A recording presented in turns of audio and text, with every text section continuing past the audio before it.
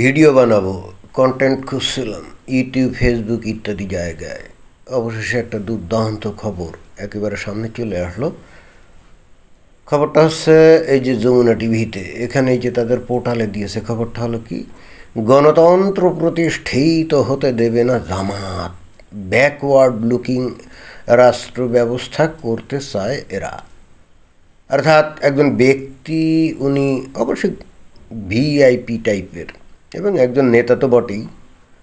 তো উনি কথাটা বলছেন যে কি, জামায়াত ইসলাম মানে বর্তমানে যে জামায়াত ইসলামের একেবারে বেশ সাজ রব, যারা অনেক উৎফুল্ল এবং স্বপ্ন দেখছে হয়তো আগামীতে বাংলাদেশে তারা ইসলামী শাসন কায়েম করবে, তাদের ব্যাপারে বলছে যে তারা গণতন্ত্র প্রতিষ্ঠিত হতে দিবে না। তো কথাটা কে বলছেন আমরা তাকে একটু দেখি নাকি। যিনি বলেছেন তার চেহারা মোবারক দেখা যাচ্ছে, দেখে নিশ্চয়ই আপনারা চিনতে পারছেন। বিএনপির একজন নেতা, মেজর হাফিজ উদ্দিন, অবসরপ্রাপ্ত, রাইট? বাড়ি কোথায়? ভোলা জেলায়। তো এনাকে আপনারা অনেকেই চিনেন, না চেনার কোনো কারণ নাই। উনি বেশ ভোকালো। তো উনি এই মহামূল্যবান বয়ান পেশ করছেন, যার মানে জিস্ট হলো কি, জামায়াত ইসলাম বাংলাদেশে গণতন্ত্র প্রতিষ্ঠিত হতে দিবে না। তো মূল যে বক্তব্যগুলো উনি দিয়েছেন সেটা একেবারে খবর থেকে আমরা একটু পড়ে দেখি। উনি বলেছেন যে দেশের মানুষের জন্য যাদের কোনো ত্যাগ নেই, তারা নির্বাচনে বিঘ্ন ঘটানোর চেষ্টা করছে বলে অভিযোগ করেছেন বিএনপির স্থায়ী কমিটির সদস্য মেজর অবসরপ্রাপ্ত হাফিজ উদ্দিন আহমদ। তিনি বলেছেন, জামায়াত অদ্ভুত কথা বলছে, এরা তককে আছে, এদেশে গণতন্ত্র প্রতিষ্ঠিত হতে দেবে না। একটা মৌলবাদী ব্যাকওয়ার্ড লুকিং রাষ্ট্র ব্যবস্থা তৈরি করে জনজীবনে দুর্ভোগ সৃষ্টি করতে চায়। বাংলাদেশ জাতীয়তাবাদী স্বেচ্ছাসেবক দলের ৪৫তম প্রতিষ্ঠা বার্ষিকী উপলক্ষে ঢাকার বাংলাদেশ চীন মৈত্রী আন্তর্জাতিক সম্মেলন কেন্দ্রে আলোচনা সভায় দেয়া বক্তব্যে তিনি এসব কথা বলেন। মেজর অবসরপ্রাপ্ত হাফিজ উদ্দিন আহমদ আরও বলেছেন, সংস্কার কার্যক্রমে বিএনপিকে বিরোধী পক্ষ বানানোর চেষ্টা চলছে। সংবিধান সংশোধনের একমাত্র অধিকার তাদেরই, যারা জাতীয় সংসদে নির্বাচিত হয়ে আসবে, অন্য কারো অধিকার নেই। বিএনপির নেতা দাবি করেন, যারা গণতন্ত্রে বিশ্বাস করে না তারা নতুন নতুন তত্ত্ব আনছে। পিআর নিয়ে ধূম্রজালের সৃষ্টি করা হচ্ছে।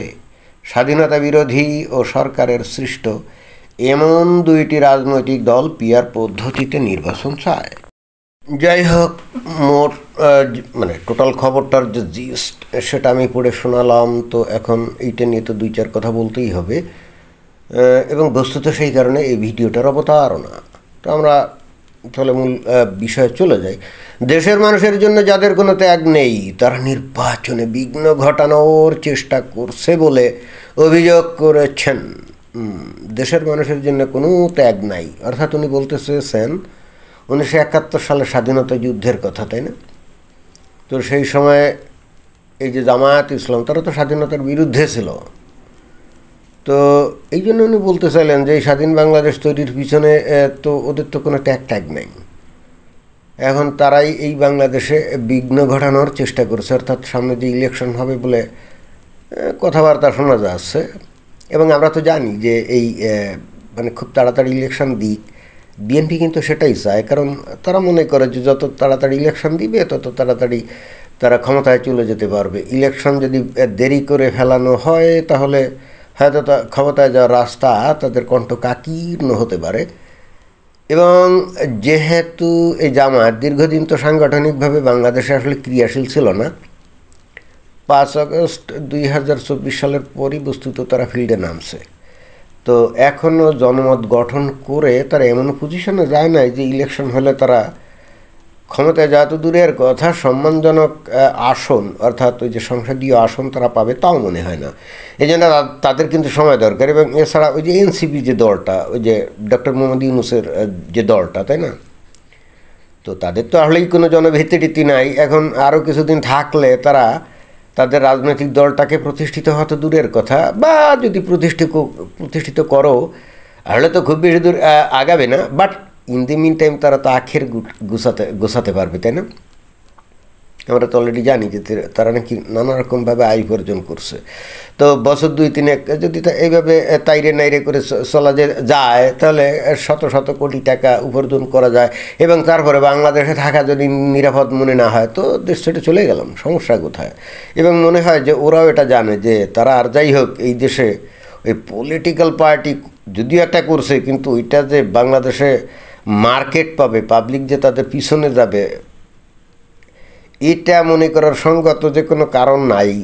এটা কিন্তু তারাও মনে হয় বুঝতে পারছে, আর বুঝতে পারছে বলেই বস্তুত নির্বাচন যাতে তাড়াতাড়ি না হয় এই চেষ্টা করছে। অর্থাৎ নির্বাচনবিহীনভাবে যদি ক্ষমতায় থেকে মজার লোটা যায়, আয় উপার্জন করা যায়, খারাপ কি? কিন্তু এই জামায়াতের লক্ষ্য কিন্তু ভিন্ন। তারা বস্তুত দেশে একটা ইসলামী শাসন কায়েম করবে। তো এটা করতে গেলে বাংলাদেশের মানুষকে আরও বেশি সংগঠিত করতে হবে, মোটিভেট করতে হবে, এবং তাহলেই হয়তো বা ইলেকশনে কোনো এক সময় বাংলাদেশের মুমিন মুসলমানরা তাদেরকে ভোট দিয়ে নির্বাচিত করতে পারে, রাইট? এখন আসল বিষয়টা কি জানেন? এই যে মেজর হাফিজউদ্দিন বলছেন না যে এই জামাত ইসলাম এদের দেশের প্রতি কোনো অবদান নাই, কিচ্ছু নেই, অথচ এই বিএনপি নামক দলটা দীর্ঘদিন ধরে এই জামাতের সাথে মানে জোট করে ছিল না। এই 5 আগস্ট 2024 সালের আগেও তো এরা একজোট ছিল না। এবং আজকে দেশের যে এই পরিস্থিতি তৈরি হয়েছে এর একটা অন্যতম কারণই কিন্তু এইটা, এই যে বিএনপি যে জামাতের সাথে জোট করেছিল। আওয়ামী লীগ কখনোই, অন্তত শেখ হাসিনা কখনোই যে একতরফা ইলেকশন যেগুলো আছে না, এগুলো কখনোই দিত না যদি এই জামাতের সঙ্গ ত্যাগ করতো এই বিএনপি। তাহলে প্রত্যেকটা ইলেকশন কিন্তু একেবারে পরিপূর্ণ নিরপেক্ষ হতো। এবং তার প্রমাণ কি? প্রমাণ হচ্ছে 1996 সালে শেখ হাসিনা ক্ষমতায় যাওয়ার পর 2001 সালে কি উনি একেবারে নিঃশর্তভাবে, একেবারে নিয়মতান্ত্রিকভাবে কি তত্ত্বাবধায়ক সরকারের হাতে ক্ষমতা ছেড়ে দিয়ে চলে গেছিলেন না? তারপরে তো বিএনপি ক্ষমতা আসছিল, নাকি আসে নাই? পরবর্তীতে বিএনপি যখন ক্ষমতা আসলো তো 2006 সালে গিয়ে এই বিএনপি কি তখন সহজে এবং নিয়মতান্ত্রিকভাবে ক্ষমতা হস্তান্তর করতে চাচ্ছিল না। তারা ওই যে KM হাসান না কে জানি এক বিচারপতি, তার বয়স বাড়িয়ে টাড়িয়ে দিয়ে যাতে সেই তত্ত্বাবধায়ক সরকার প্রধান হতে পারে, এ ধরনের অনেক ক্যালকিচিঙ্গা শুরু করছিল, মনে আছে? বাংলাদেশের মানুষের তো মানে স্মৃতিশক্তি কম, অথবা খুবই ভুলমনা, দ্রুত ভুলে যায়। খেয়াল করে দেখেন, বাংলাদেশে আওয়ামী লীগই একমাত্র দল, যদিও তাদেরকে আপনি ফ্যাসিস্ট বলেন, শেখ হাসিনাকে ফ্যাসিস্ট বলেন, বাট আওয়ামী লীগ এবং তার নেত্রী শেখ হাসিনাই একমাত্র নেত্রী এবং দল যারা কিন্তু নিয়মতান্ত্রিকভাবে ক্ষমতা হস্তান্তর করছিল, রাইট? বাংলাদেশে আর কোনো রাজনৈতিক দলের কিন্তু এই ধরনের কোনো রেকর্ড নেই। এই যে বিএনপি গণতন্ত্র নিয়ে এখন অনেক মায়াকান্না করছে না, যদি এতই এদের গণতন্ত্রের প্রতি যদি বিশ্বাস থাকতো এবং সেটাকে যদি তারা আঁকড়ে থাকতো, তাহলে এই যে এই জামায়াতের মতো একটা দেশ, এই দল যারা নাকি স্বাধীনতার বিরোধিতা করছে, তো সেই বিএনপি তো অবশ্যই জামাতের সাথে কোনো দিন লিয়াযোগ করতে পারতো না, জোট করতে পারতো না, তাই না? আবার বিএনপি দাবি করে তারা নাকি মুক্তিযুদ্ধের পক্ষের শক্তি। আরে ভাই, এটা তো খুব ইন্টারেস্টিং ব্যাপার। মুক্তিযুদ্ধের পক্ষের শক্তি কী করে মুক্তিযুদ্ধের বিরোধিতাকারীদের সাথে দল বেঁধে থাকে, তাও দীর্ঘদিনের জন্য? হয়তো সাময়িক সময়ের জন্য, হয়তো কৌশলগত কারণে, হয়তো সাময়িক অল্প কিছুদিনের জন্য একটা হয়তো ঐক্য হতে পারে, বাট যুগের পর যুগ ধরে ঐক্য ছিল। খেয়াল করতে হবে, এরা কিন্তু আওয়ামী লীগের ব্যাপারে বলে, কেন আওয়ামী লীগ বিএনপির বিরুদ্ধে আন্দোলন করতে গিয়ে তারা জামাতের সাথে ঐক্য করছিল না? আমি যদি তর্কের খাতিরে ধরেও নিয়ে সেটা করছিল, সেটা তো খুবই সাময়িক সময়ের জন্য, রাইট?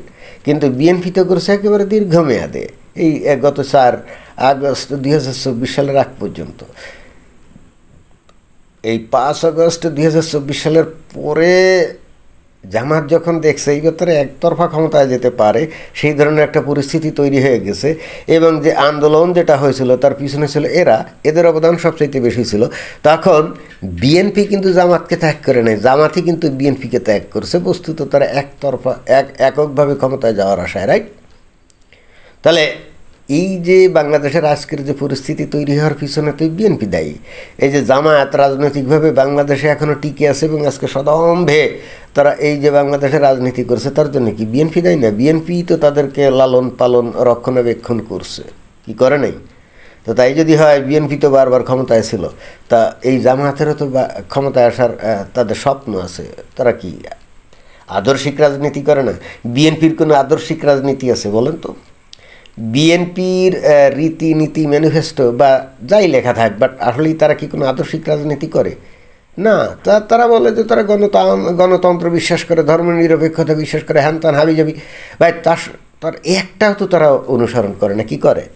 বাংলাদেশে আমার কাছে মনে হয় যে বিএনপি একটা মাত্র দল, বা বিএনপি একটা দল যে দলটার মূল রাজনৈতিক আদর্শ হলো ভারত বিরোধিতা করা এবং হিন্দুদের বিরোধিতা করা, এছাড়া তাদের কোনো আদর্শ নেই। এবং বাংলাদেশের মুমিন মুসলমানরা ধর্মগত কারণে তো ভারতের বিরোধিতা করে, হিন্দুদের বিরোধিতা করে, এবং সেই কারণে বিএনপি নামক দলটা টিকে আছে। এছাড়া আপনারা যদি খেয়াল করেন, এই বিএনপির কিন্তু অন্য কোনো আদর্শ আছে অন্তত আমার তা মনে হয় না। কিন্তু এই যে জামাত ইসলাম বলেন, হতে পারে স্বাধীনতার সময় তারা বিরোধিতা করেছিল, কিন্তু সেটা তো তার আদর্শিক কারণে, কারণ তারা জানছে বা তারা বুঝছে যে ইসলাম অনুযায়ী 1971 সালের স্বাধীনতা এটা কোনোভাবেই ইসলামের সাথে যায় না, এটা ইসলামের সাথে মুনাফিকি করা। কারণ 1947 সালে মুসলমানরা পাকিস্তান তৈরি করছিল, তো সেখান থেকে 71 সালে হুট করে বলবে যে আমরা এখন বাঙালি, আমরা এখন মুসলমানদের সাথে থাকবো না, এটা তো হয় না। আচ্ছা, সত্য কথা বলতে কি, তারা কিন্তু রাইট ছিল অন্তত ধর্মীয় রাজনৈতিক দিক দিয়ে, তাই না? আর তারা তো ধর্মীয় রাজনীতিই করে, তো তাদের পয়েন্ট অফ ভিউ থেকে দে আর রাইট, কোয়াইট রাইট। এখন বাংলাদেশের মানুষ আগের থেকে অনেক বেশি ধার্মিক, ধর্মান্ধ। তারা তো আস্তে আস্তে ধর্মীয় দলের প্রতি আকৃষ্ট হবে, তাদের প্রতি সমর্থন জানাবে। বিএনপিকে মানুষ কী দেখে ভোট দিবে? তাদের মানে রাজনৈতিক আদর্শ কী? ভারত বিরোধিতা, হিন্দুদের ঘৃণা, তাই না? তো সেটা তো জামাতও করে, তাহলে মানুষজন বিএনপিকে কেন ভোট দিতে যাবে বলেন, বা সমর্থন করতে যাবে বলেন? আর গোটা বাংলাদেশে এখন বিএনপি যেভাবে চাঁদাবাজি, দলবাজি, যেভাবে যা করছে এ পর্যন্ত, আপনারা খেয়াল করে দেখেন, জামাত ইসলাম কিন্তু সুকৌশলে দখলবাজি, চাঁদাবাজি এগুলো থেকে কিন্তু দূরে সরে আছে। করছে কারা? বিএনপি। এবং কোনো কমান্ড নেই, এরা কিন্তু কারো কোনো কমান্ডও শোনে না, তাই না? মূল নেতা বসে আছে লন্ডনে, স্বপ্ন দেখছে কবে বাংলাদেশে ইলেকশন হবে, বিএনপি জিতে যাবে, তারপরে একেবারে কোনো রকম কোনো কিছু ছাড়াই, পরিশ্রম ছাড়াই উনি দেশে এসে প্রধানমন্ত্রীত্বের আসন গ্রহণ করবেন। তো জামাত ইসলাম কি সেটা মানবে নাকি? কারণ তারা তো জানে যে বাংলাদেশের মানুষ এখন ধর্মোন্মাদ, এখনই সুবর্ণ সুযোগ, তাই না? তো তাহলে তারা কি করবে? তারা তো নির্বাচন বিলম্বিত করার চেষ্টাই তো করবে, কারণ এখনও মানুষদেরকে তারা সুসংগঠিত করে উঠতে পারেনি। তাহলে এখানে তারা তাদের পয়েন্ট অফ ভিউ থেকে তারা রাইট আছে না। এবং তারপরেও যদি ধরি যে হ্যাঁ এইবার একটা ইলেকশন হওয়া দরকার বাংলাদেশের গণতান্ত্রিক সিস্টেমে, আমার প্রশ্ন হচ্ছে বাংলাদেশের মানুষ কি গণতান্ত্রিক? এই যে বিএনপির লোকজন কি গণতান্ত্রিক? এই যে হাফিজউদ্দিন সাহেব, উনি কি গণতান্ত্রিক না? তো এরা যদি কেউই গণতান্ত্রিক না হয়, জামাত কিন্তু কখনোই বলে না যে তারা গণতান্ত্রিক। তারা বলে বাংলাদেশে ইসলামী শাসন কায়েম করব, আর ইসলামী শাসনে তো গণতন্ত্র বলে কোনো কথা নেই। অর্থাৎ তারা তো গণতান্ত্রিক সমাজ কায়েম করবে এ ধরনের কথা তো তারা বলে না। কি বলে নাকি না? তারা বলে যে আমরা ন্যায় ও সাম্যের সমাজ প্রতিষ্ঠা করব।